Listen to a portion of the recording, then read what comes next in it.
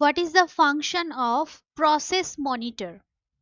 Five mandatory background process we know: process monitor, system monitor, database writer, log writer, checkpoint. So now I'm going to explain what is the function of process monitor. We will explain. Then we will explain system monitor. Okay. So process monitor. What is process monitor? Process monitor database process and perform process recovery in case of abnormal termination. Anything will be abnormal, in that case process monitor will be performed.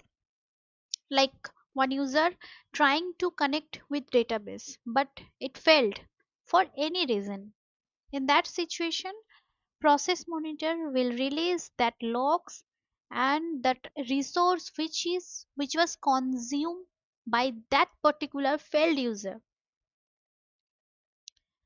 PMON is responsible for cleaning the cache, freeing resource. That is a one functionality, important functionality of process monitor. It wakes up every 3 seconds to perform housekeeping activities. That's all for function of process monitor. If you found this helpful, hit that like button, subscribe to Brainbyte Technologies, and tap the bell so you will never miss an update. See you in the next one. Keep learning, keep growing.